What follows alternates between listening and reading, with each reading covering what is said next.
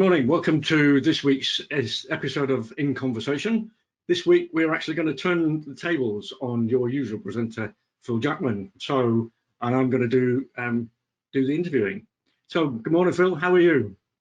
I'm not too bad. Enjoying this lovely cold weather. -6 it was here this morning. So, -6. Wow.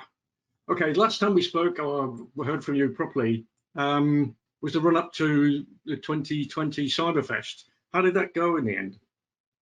Yeah, actually very well. We had, I think, over 700 people signed up for tickets. Over 400 turned out, which was really good. 11 events throughout. It was quite a difficult process because we started out thinking about everything being physical events as normal. Then COVID struck, and then we thought about, well, let's have a hybrid series of events, and eventually they all went online.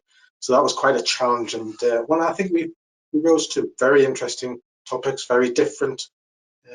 Yeah, a lot of excitement about it. Yeah, I've attended a couple of events that usually are physical ones, and it's all been online, and actually it's turned out rather well in most of the cases. So, with your success, are you going to run it again this year? Yes, I think we definitely are. First of all, we've got the funding for it, so that's great. They don't cost an awful lot of money to run, but we've got the funding secured, and we've got some ideas coming through. We've already had a number of people volunteering to speak, which is really exciting.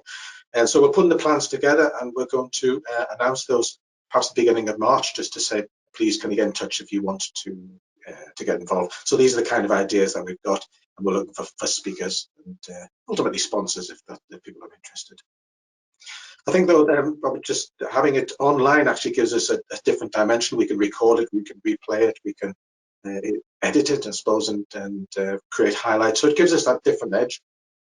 I think it allows other people to join when they want to as well. I think often people can't take the time out in a big block to attend events, even though yours is normally over several days. But having them online is certainly a way in which you can attend when you can attend, and it really does add, as you say, an extra dimension to it. And lots of people from faraway places will be able to turn up where they wouldn't normally do otherwise. Absolutely. So ideally, I'd like to get back to some sort of hybrid event where people can, because a physical event does have a different atmosphere than an online event, but it's some sort of mixed hybrid event would be great. Yeah, I think so. One of the events I take part in every year and have done for the last 10 or 15 years is the Kendal Mountain Festival, and this year it was all online. And you do miss the meeting up with friends that you know are going to be there, and it's a regular event and kind of thing.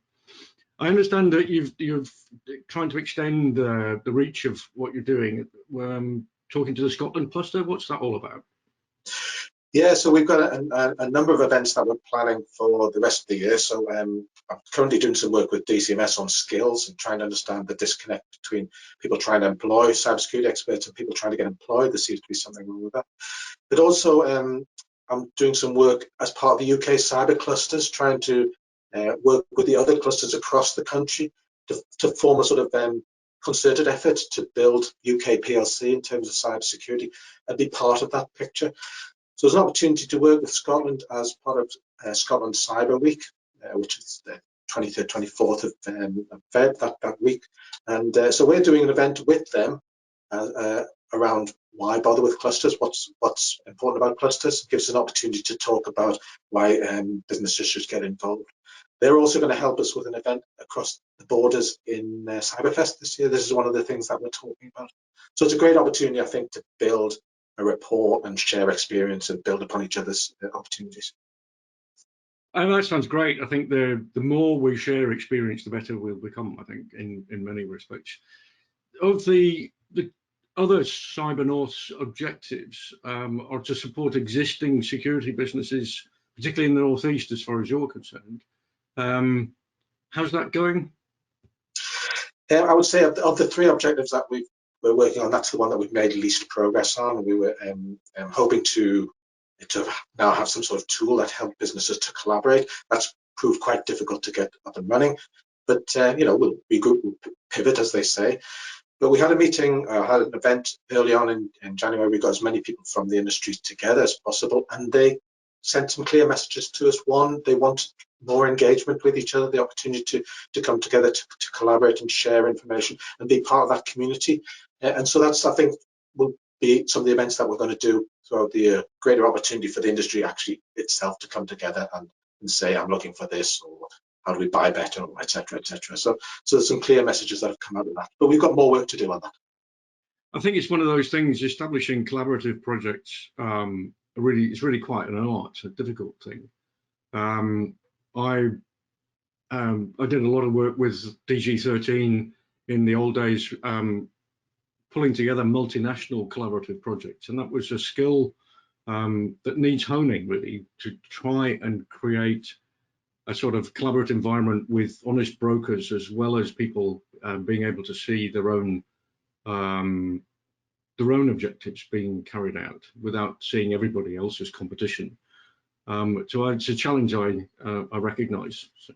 Yeah, I think the phrase "honest broker" is very apt. You've got to earn the trust of people before they wish to collaborate. Yeah, and people have got to see themselves as being both contributory. In other words, I can contribute to these things and give away some things to people at the same time as getting what they want out of it. And that fair exchange is quite an interesting development. And some people get it really easily, some people don't. So it seems to me that that's something to worthwhile working on. And I think the Northeast businesses have often found that quite difficult to do. Yeah, I'm just going to move this to make it. I think the sun's getting in the way of the picture there. But no, that's worse. But never mind. I'll just move this a bit. So I don't know. I'm just going to have to put up with it. It's a sunny day, but there you go. Sorry about that. Don't worry about it. Yeah. So it seems to me that you're upping another front on skills. We're talking about international. I've just been talking about working with DG13 and multinational projects in the past. Is that something you're trying to do? Yeah. So as I said, we have three objectives, and I'll come back to the third, which was about in creating new businesses after this. But we were approached by DCMS to look at understanding this sort of skills environment within the region. There seems to be, as I've said, some disconnect between those people who are trying to employ people and those people who are looking for work. And so I'm aware of businesses that are saying they can't find anybody, and I'm aware of people who are saying they can't get that job. So we'll put on a few events this month and next month around trying to understand what's causing that, and very interesting so far. We also set up a group to look at Cyber First Ambassadors, which is a program to help younger people into the industry. So working with school children, school students, sort of third unit up, to try and help them to think of cybersecurity as a career. So we started with no ambassadors. We've now got at least 2, and I think there's 8 people who are interested in becoming that. So again, these things are building. So kind of by skills is a very difficult area to get involved in. There's a couple of initiatives that are going on. Yeah, a lot of people see skills as being an end in itself, but actually it's only a means to an end in reality. And I think unless you do the joined up thinking about how to not only just practically put those skills into action, but actually figure out how a business works with somebody with those skills. It's not a one-dimensional problem, where I think a lot of people in the past have seen it that way. Some of the skills-based training that we've seen has produced lots of people with lots of certificates, but no concept of how to use that or put that into place, both from the employer and the potential employee. So yeah, again, I recognize those kind of issues, and I think that's a really worthwhile approach to take. Indeed, because cybersecurity skills by themselves, you can't isolate them from general business skills, and industry, I think, is looking for rounded people who understand how businesses operate and how cybersecurity applies to them. Yeah, I hardly ever talk about, in my own business, I hardly ever talk about specific cybersecurity skills. I talk about it as a business consultancy. I talk about it risk analysis, and it's those kind of more common themes that make use of those skills and actually produce some kind of results. I think a couple of the people you've talked to over the last few weeks have talked a lot about that, and about how getting people involved in those kind of things is key to making things work. So yeah, skills per skill's sake is not good enough. No. I often think that some of the skills-based training that we've done in the past with youth, in particular, in education, has been where you can use Microsoft Word or Microsoft Office, but actually using those in the context of why, how, what part of the process does that actually make, and a rounded person about understanding what can and can't be done with things, what does it really mean to the business to be able to exercise those skills. So getting a cross fertilization within the business to understand those kind of things is really important. Yeah, and I think that lends itself to that third area that I was going to come back to, which is trying to create new businesses. So we're making really strong headway in terms of what we call Orcane, a cybersecurity innovation center. So we're in the throes of producing the first draft of the final business case, which we aim to put to central government to look for funding. So this is an initiative to create a center which allows people with ideas, business ideas, cybersecurity ideas, to monetize those, to help them monetize them, to create businesses out of those. And that will either produce new innovative businesses in either hardware or software, or produce highly skilled employable people which will go on to feed the industry. So that's going really well. That sounds really exciting.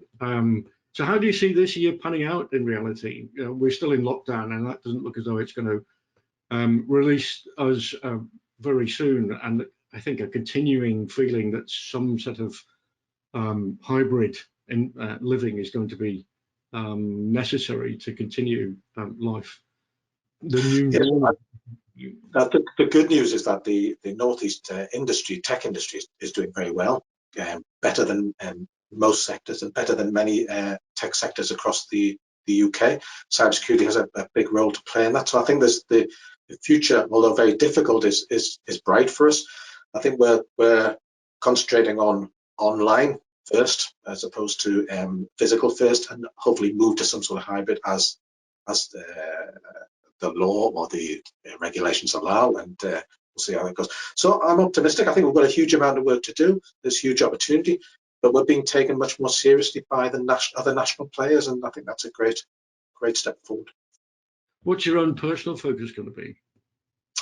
In terms of cybersecurity, I think I need to spend more time engaging with the individual companies that are involved. There are some that I know and get on with very well, and there's some that I've just never really had contact with, and I need to make that bigger effort, I think, to find the time to engage with them more fully. Great. And from a personal point of view, outside of the cluster, what you're looking forward to over the next few months? Well, I've got a grandson coming in a few weeks' time, so that will be another dimension. Adds to the little granddaughter who's been fantastic, and just a complete distraction and diversion from the hurly-burly of work life. It's allowed me to be 6 again and play with Lego and that kind of thing. It's been fantastic. Yeah. That sounds really nice. That really positive thing to end this conversation on. So just before we go, you've talked lots about where we're going this year, CyberNorth and the festival. How do people get involved? Well, the best way to just get in touch with me, and there's a million ways to get in touch with me. Follow me on Twitter. You can follow the CyberNorth Twitter. You can see me on LinkedIn. You can go on the dynamonortheast.org.uk site, or even better, just watch the end of this video and all the details will be on the credits. Thank you. That's been great. Bye for now. Thank you very much.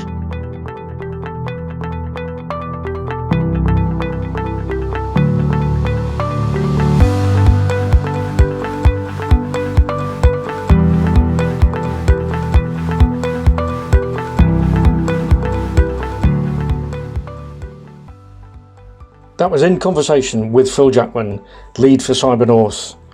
Audio and video production was by me, Robert Campbell. This was a Team Funds production for Dynamo Northeast.